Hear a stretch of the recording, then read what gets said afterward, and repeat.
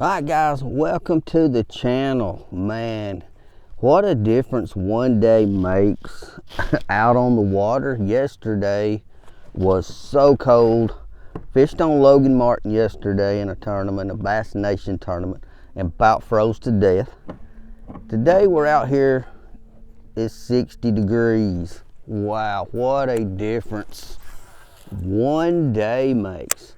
Well guys, today I'm going to focus on becoming a better fisherman, and I've got some actual notes with me I'm going to pass on while I fish through the day, and I'm just going to kind of go over what makes a good fisherman and actually how I've improved personally over the last couple of years. So I'm going to talk about improving, and we'll see how it goes. So hang out with me. Let's go hunt us some fish and maybe learn some stuff along the way.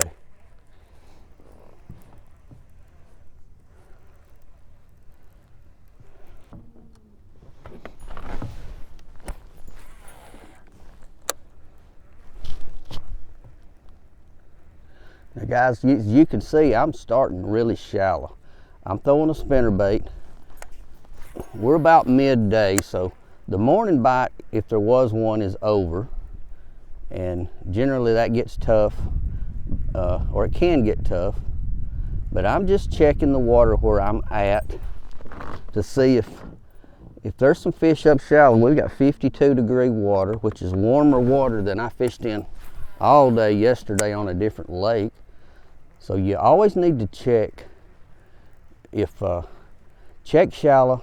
Make sure you're not overlooking something, even though it's got cold water. You're gonna find some up shallow sometimes, even in the dead of winter. So I'm gonna cover a little water the first part of the video up shallow, then I'm gonna move out deeper.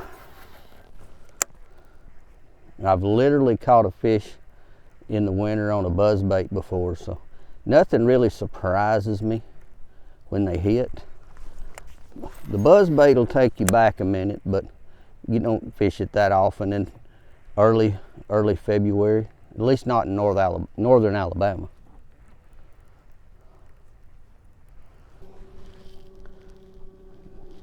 Now this water temp, when I left the ramp, it was showing 56 degrees around that ramp, where that concrete warms up and that heat dissipates in the water. As I move out away from that ramp, this water's gotten cooler. I'm showing 56.6 now, so away from the ramp's definitely cooler. That's one thing you learn fishing in the winter. If you got a lot of boat ramps on the lake you fish, always fish around them, on them. Drag your jig or worm down the boat ramps, run a crankbait down the ramps, because that water in there is always warmer. Anything to make a bass more comfortable, he'll take advantage of it. And I'm just anticipating at least one fish shallow. I don't know if I'll get one. You never know. You're not gonna know if you don't throw that bait out there with them. Water's up and still rising a little bit. That's always good.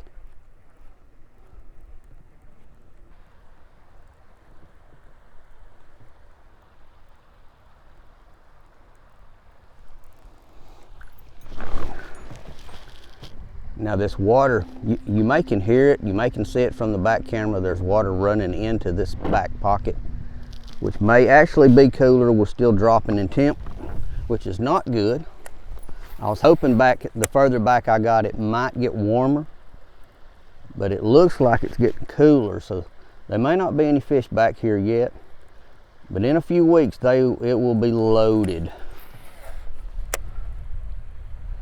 I was just hoping to pick up one, maybe two, but we just got to check these areas before we move on to something else. A lot of water still coming in this lake.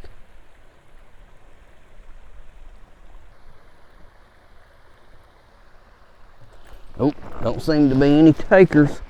50 degrees. Yep, got cooler as I got back here. So we're gonna head back toward open water. I'm still gonna work this spinnerbait as I make my way out. Try to get slowed down. Now the water should get, even on this other side is in the sun, so it's probably gonna warm up as I go out of the pocket. So I gotta check. I gotta make sure I cover this pocket thoroughly to eliminate it for a shallow bite.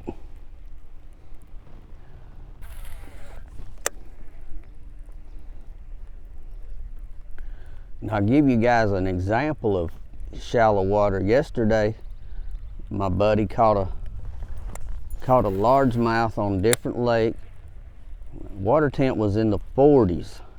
He caught that fish on a jig in around 2 or 3 feet of water, up shallow in the mud. So we always got to check. Never just assume that we know what's going on.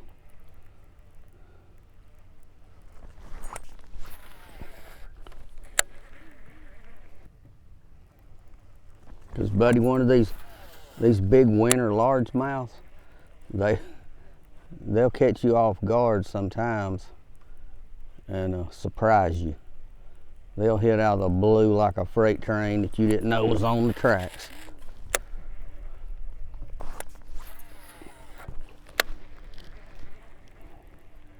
Now I was wrong. Coming out of this pocket on the other side, this water is actually still dropped. It's 49.9 degrees. So I thought it would be a fuzz warmer on this side being in the sun. It's actually not. We'll see as we go down this bank if the water temp changes or gets cooler or what. Made a liar out of me.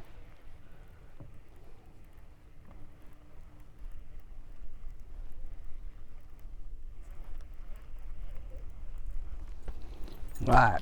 I think I have determined in this entire pocket there's not really a shallow bite going on. I'm gonna put the spinnerbait away, and we're gonna make our way out on this point, coming out of this pocket, and we're gonna look around on the depth finder and actually see. I'm seeing a few fish scattered around, but I'm not seeing a group. Haven't seen a ball of bait grouped up together.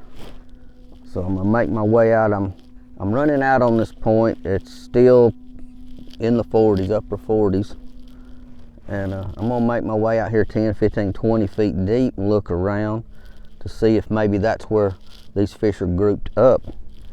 Nothing doing shallow, so we're making our way out a little deeper.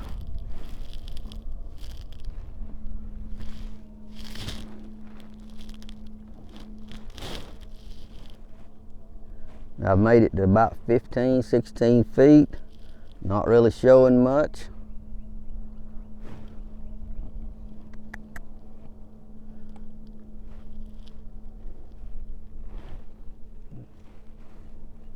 And this is one of my summer points. There's some fish. There's some brush and some fish scattered around the brush at about 20 feet. All right, there's some more brush, more fish. All right, I'm dropping anchor right here. We'll get past the fish. Let her go down. And we're gonna set up to fish a brush pile. It'll get to the bottom. There we go.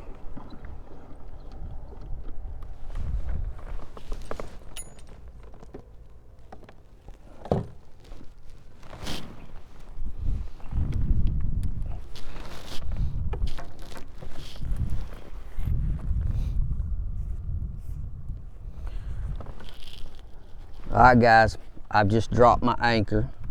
So what I'm doing is I'm gonna let the water around me settle before I start casting in, because I just came across those fish. But I've got some notes and I want to go over these as the day progresses. And like I said before, I want to concentrate on becoming a better fisherman. And one of the things that you can't shortcut in fishing is the amount of time you spend on the water. because whether you realize it or not, every time you're on the water, you learn something. When you look at these pros that have been 25, 30 years on the water, they see things and it triggers memories that they've made over the years.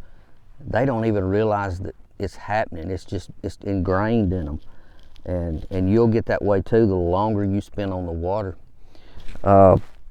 Another thing that helps you become a better fisherman is understanding the seasonal changes that your fish that you're targeting are going through, like bass. You know, middle of summer, if it's blistering hot, a lot of them go deep. Same way in the winter, you'll find them deep. And learning those seasonal changes and keeping up with it will help make you a better fisherman. You can't deny it. It's just how it is. And learning bass behavior is one of the best things that you can study and do. And fishing seasonal baits is learning what the fish, you know, you don't want to get stuck into what they call dock talk. Oh, we got a tangle. Dock talk, where all your buddies are telling you, man, you got to throw this, man, they're hitting this, they're hitting, and they may have been yesterday. But another example I'm going to give you in dock talk or listening to somebody else of what they're doing instead of you know, finding out what's actually being used, is yesterday, like I said, we fished on Logan Martin yesterday. My buddy caught all 3 of his fish that he caught on a jig. I fished the jig relentlessly. I mean, every place that I went, I picked up my jig. I made 15, 20 casts. The only bite I could get was on the drop shot. What works for somebody else may not work for you. All right, we're gonna settle back into, we're gonna work this point now, and I'm gonna see if I can find that brush that I just came across. I don't have forward-facing sonar, but I do utilize my electronics that I do have to find depth, and it'll spot structure and fish along the way that is very valuable. So I'm gonna work and see if I can't fan cast and find that brush pile, because I spotted fish on 2 different brush piles as I came across this point. So that puts you ahead of the game right there. And a jig. I'm starting with a jig. I don't know if I think I already said that. I may be backtracking, but a jig is a definite wintertime seasonal bait that you need to try. Jigs catch bigger fish as a rule. That's what I'd like, a bigger fish today. A bite first, but then I really want to catch a big fish.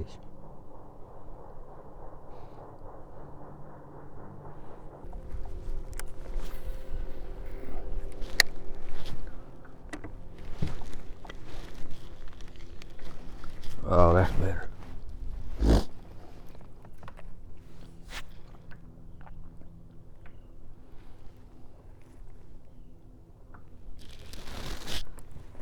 I think I'm going to stand up for a bit. Made a pretty long cast out there, so if I do get a bite, I want to be in the best position for me to set the hook. And sitting down with a long cast is not always optimum.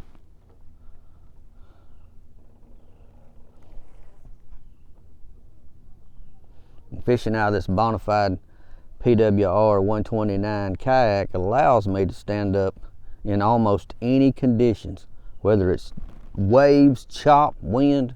Very stable kayak. Not sponsored by them, but I'm on my 3rd Bonafide, and I'm pretty sold on the brand.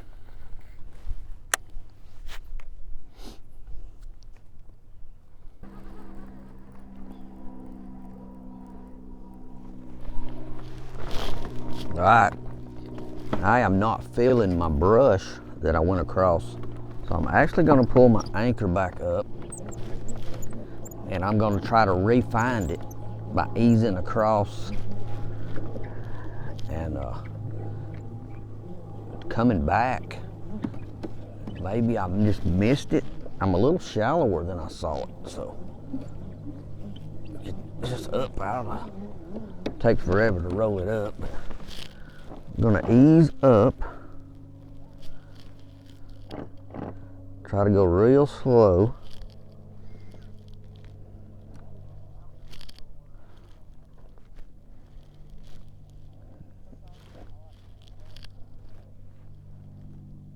I went across something that could be brush.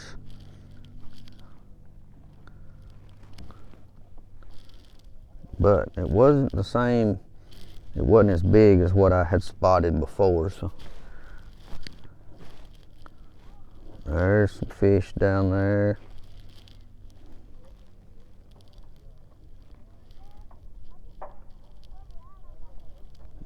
There we go. There's what we're looking for.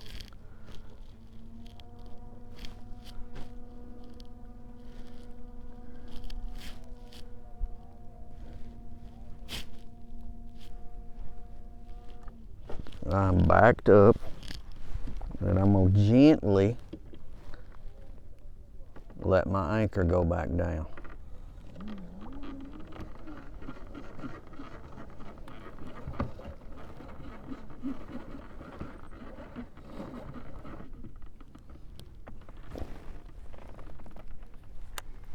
And I'm going to swap to a drop shot just to be checking.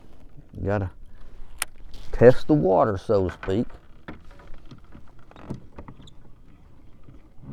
There we go.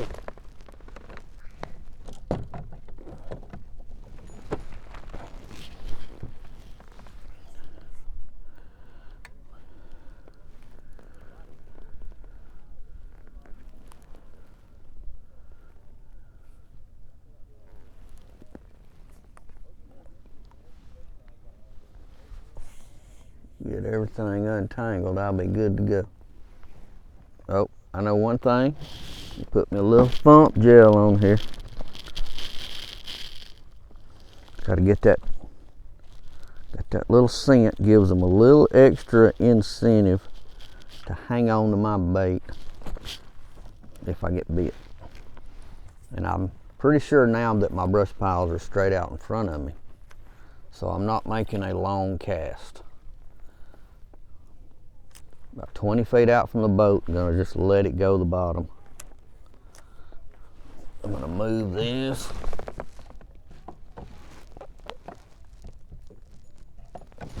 There we go. Back in business. Oh, gotta check my drag. I couldn't have even set the hook if I'd have wanted to.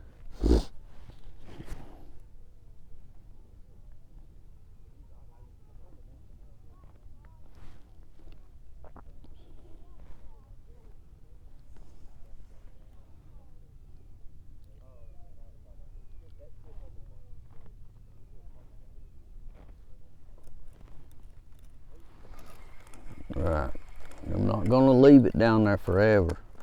I'm going to continue to fan cast till I get on my brush pile. Because these fish are tight to the brush, they're not just scattered all over. They're sucked up against this stuff in the winter, and that ups your odds of getting bit. The closer you are to the fish, they don't have to go very far to come and look at your bait. So that's the goal. Put it on their head.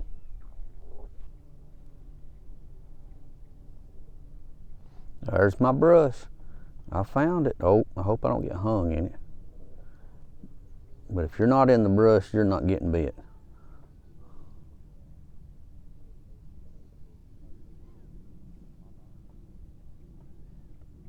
Just pulling it up easy and easing it back down. I know there's fish around that brush. Maybe we can get them enticed into smacking that little 4-inch worm.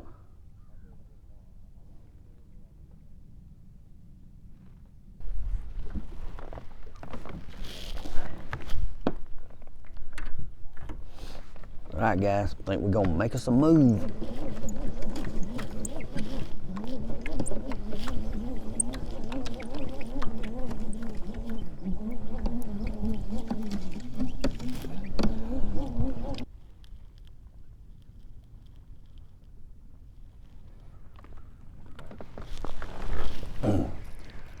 All right, guys, on the way across the lake, if you can look around with the back camera, you see I'm out in the middle of the ocean here. Well, I came across a lot of fish on my way across at 25 to 30 feet deep, and I've got out in an area that I know has had some brush. I've found brush before in the right depth range, 25 to 30 feet deep. So I'm setting up offshore, and I'm fan casting looking for my brush that I had found before, and I didn't want to run all over it like I did the other brush, so I'm fan casting to look for it.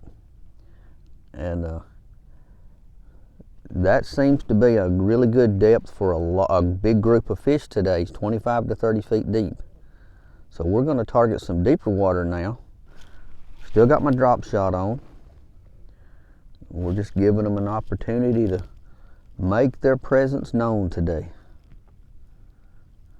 Feels like I'm hitting something now. A little bit of maybe just a rock or something. Oh, there's some brush. I found it. That's what I was looking for. Maybe there's a fish close by.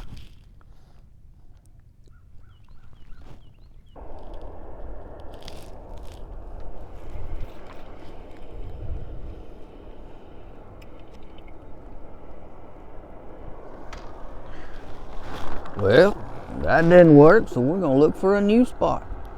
That's all you can do. Keep hunting and pecking. Boats running around everywhere.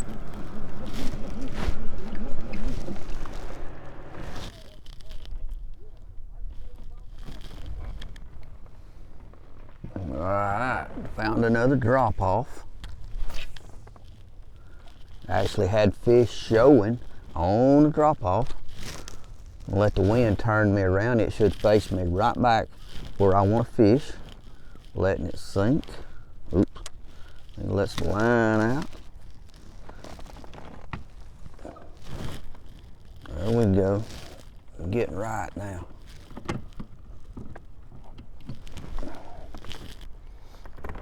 Alright, that's got a ways to go before it sinks.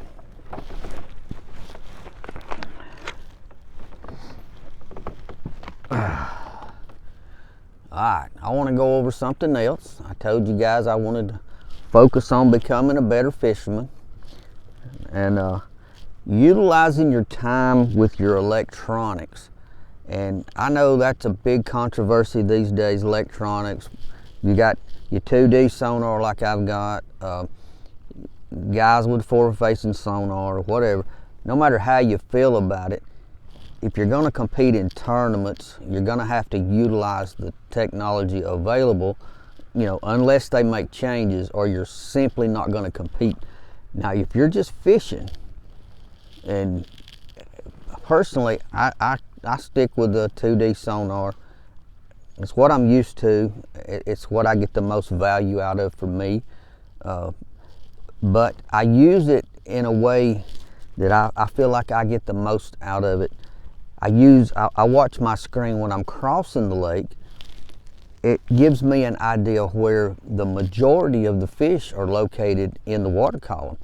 Like when I came across just this morning, just today, I noticed 25 to 30 feet deep, that's where the bait was at. That's where your bigger fish hanging in the bait, chasing shad, that's where they're at. And that holds true from one section of the lake to another. Now, the very upper end versus the very lower end, sometimes you see difference. Water temp, water clarity sometimes changes all that.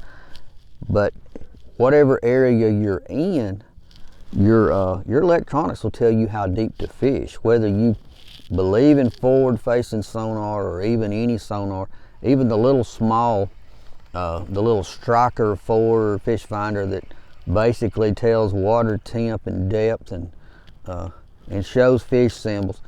It's as valuable to me as anything else. I used one of those little cheap sonars for years and years. And you know, the big thing is wherever the bait's at, that's where you're going to find your fish. And so when you're just going from one place to another, watch your screen. You'll see where the bait's at. The bass are going to be close to the bait. Even bluegill and crappie are close to food. So whether you're a bass fisherman, a brim fisherman, cat fisherman, they're not going to be where there's not food to eat. So that's another topic I wanted to hit on. Use your electronics, no matter if you just look for bait and see what depth they're at. That's a huge plus in determining where you fish and get you on more productive water as the day goes on. That's the second thing I wanted to go over. And hopefully this spot, I've already felt some stuff on the bottom, which is a really good sign. I know there's a drop out, and I may be pulling it up the drop right now because I feel some resistance. Not a fish, but it's definitely ticking on stuff. There were fish on that drop when I came across it. So that puts my chances a little bit better of being around fish. Utilize your electronics. Even if you're not spotting fish individually, you'll know where the group's at.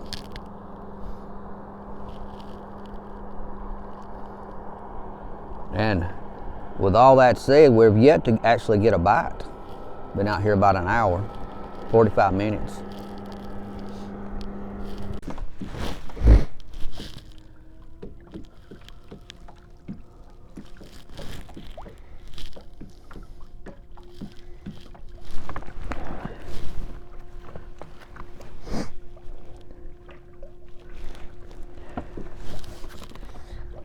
Alright guys, as I'm heading across the lake, I'm still watching my screen.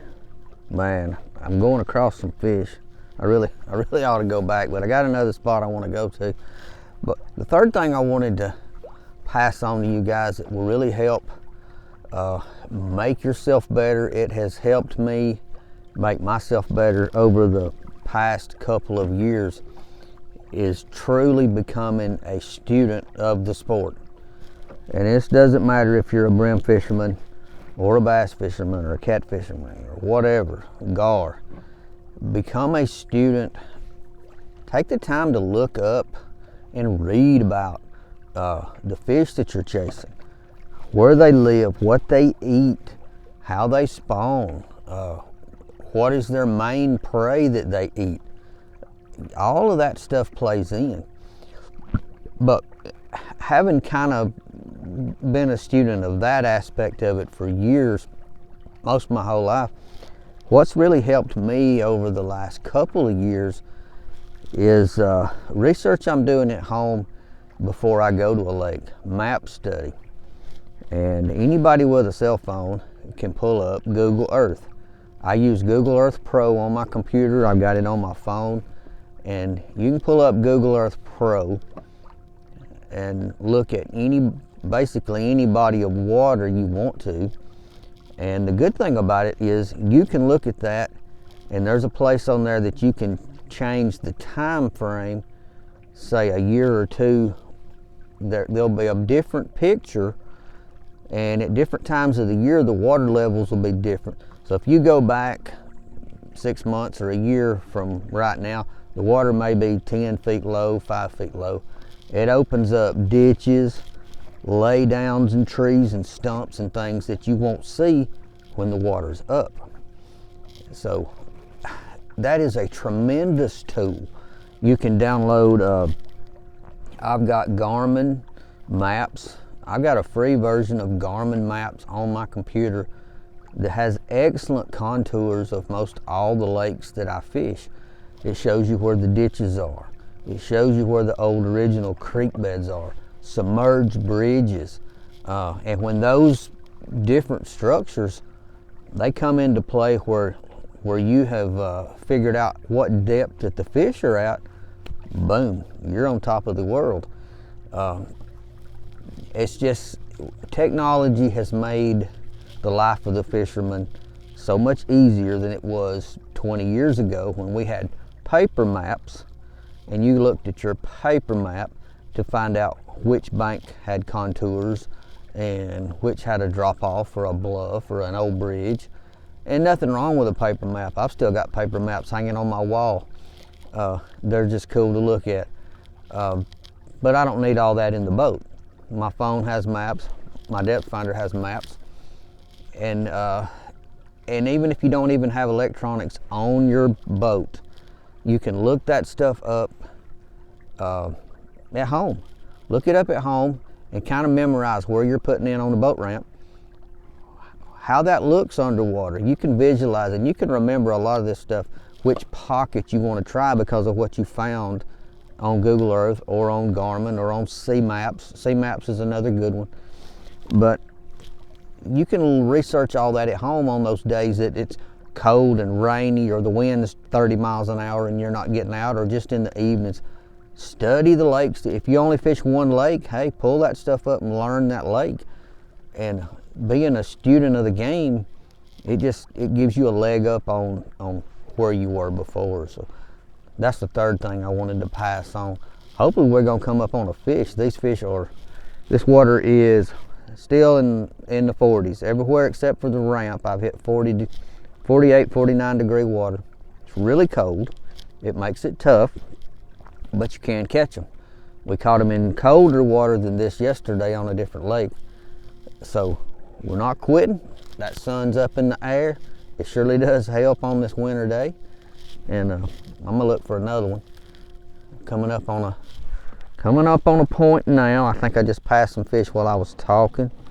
So I think I'm gonna swing back around. I'm in 20 feet of water, but I actually think I went too shallow. So I'm gonna back around and figure out where I need to anchor out. I know the wind's coming this way, so I want to be facing my fish. So boat position, big deal too. You want to be able to be in the best position to set the hook. You don't want to be throwing behind you or dragging behind you or something. You want to face your fish if you can.